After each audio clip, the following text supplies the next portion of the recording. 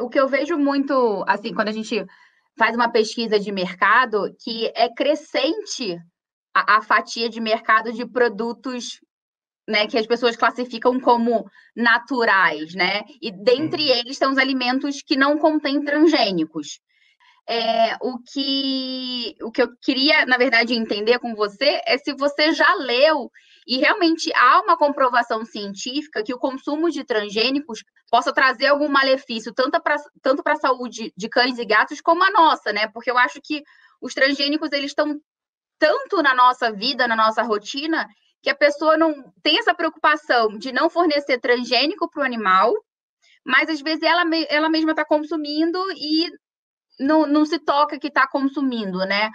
Existem realmente argumentos científicos que comprovem que há malefícios para os cães e gatos? Esse também, né, é um tópico polêmico, Vai que eu ser acho só que cai polêmica bastante. hoje, Fábio. Hoje é só polêmica, né? Que aí o que eu acho que isso cai bastante no que a gente está falando da interpretação do rótulo. Então, uma coisa que já chama atenção, quando o tutor ele pega o rótulo do alimento, tem aquele T grandão, né, amarelo ali, e aí ele se assusta com aquilo, e aí ele vai ouvindo informações. Só que todas essas informações, na verdade, eu nunca vi um argumento embasado cientificamente para dizer que o transgênico ele seja ruim ou que ele possa trazer algum problema para a saúde dos cães e dos gatos. Então, a gente não tem pesquisa clara que indique realmente, não tem nenhum estudo que vai indicar um malefício do cão ou do gato dele consumir um alimento transgênico. Existem alguns, na verdade, um trabalho que eu conheço, um pouquinho mais antigo, que ele traz algumas informações, só que esse próprio trabalho depois ele foi bastante criticado cientificamente, porque ele não faz um embasamento concreto, né? Ele traz alguns resultados, mas a metodologia que foi utilizada para chegar nesses resultados são metodologias bastante questionáveis. Então, a própria cadeia científica acabou não levando tanto em consideração os resultados desse estudo, que ele realmente é bem questionável, a metodologia, e com isso a gente não tem nenhum critério para dizer que o alimento transgênico ele traga algum malefício. E é o que você falou, a gente consome diariamente, então quando a gente vai no cinema, ou ia, né, pelo menos na época que a gente conseguia ir no cinema, e consumir uma pipoca, a gente estava consumindo, né, de certa forma, alimento transgênico, e isso para o cão e para o gato criou esse estigma de que seria ruim, mas de novo, a gente não tem esse malefício. Na verdade, o grande benefício, entre aspas, do uso dos transgênicos é uma questão de produção de alimento. Atualmente é uma forma que a indústria conseguiu de intensificar a produção de alimentos para suprir as necessidades de alimentos para a gente, para os cães, para os gatos, para que todo mundo consiga comer. Né? Basicamente, acho que a princípio é isso.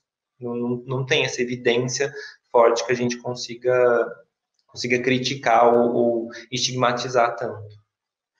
E nesse contexto, Fábio, os veterinários que acreditavam, né, ou acreditam que o transgênico possa fazer mal, eles acabam prescrevendo alimentos livres de grão, né, que é chamados grain-free também, tem essa vertente. Só que ano passado começou a ter uma polêmica muito grande com relação ao consumo desses alimentos livres de grãos, com o desenvolvimento de cardiomiopatia dilatada em cães. Então, isso ano passado foi um burburinho, assim, o pessoal a comunidade científica comentando bastante sobre essa possível relação. Você consegue dar um update para a gente de como tá o status das diversas pesquisas que estão ocorrendo nesse sentido?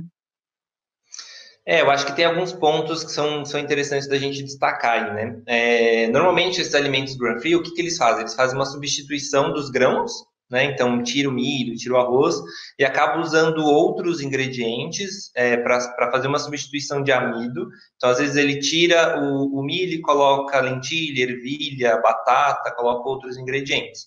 Alguns desses ingredientes, por exemplo, lentilha, ervilha, eles até podem ter algum benefício pontual, no sentido de, aquele paciente ele tem uma determinada doença, mas isso mais pensando em alimento coadjuvante, uma situação muito específica. De maneira geral, não tem benefício descrito nessa substituição, né, na troca, por exemplo, do milho por algum desses ingredientes, porque ele vai trazer realmente essa fonte de amido que o alimento, que a gente usa nos alimentos. Essa questão da cardiomipatia dilatada também é importante explicar que ela às vezes é associada com uma deficiência ou uma incapacidade do indivíduo de conseguir sintetizar a taurina que ele precisa.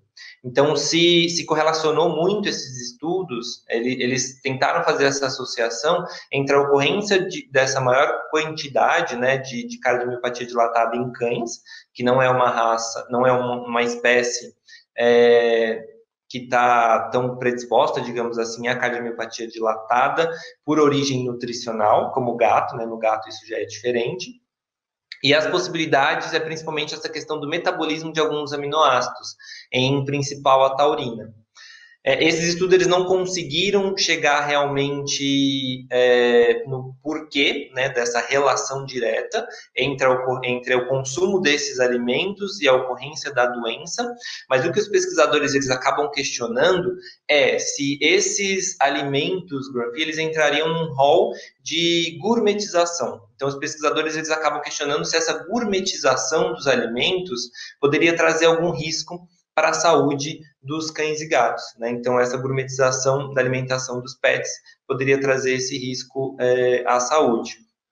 E essa gourmetização, que é um termo que eu achei interessante de alguns pesquisadores usarem realmente em publicações, mostra que não é só a questão do Grand Prix em si, né? Então, é essa modificação dos alimentos para chegar mais próximo do que as pessoas acreditam que seja mais saudável, sem necessariamente a gente ter essas comprovações. E esse termo eu acho que é legal, porque ele substitui, ele tira o alimento que é o convencional por algo mais estilizado, mais gourmetizado, mais na moda, e esquece o ponto básico que a gente devia considerar, pelo menos nós como veterinários deveríamos considerar, que é a nutrição. Então não importa se esse animal está comendo o ingrediente X ou Y, importa se ele está consumindo os nutrientes que ele precisa que vem desses ingredientes. Eu acho que esse é o ponto que a gente mais deveria discutir em relação ao uso dos ingredientes na alimentação dos cães e dos gatos hoje em dia.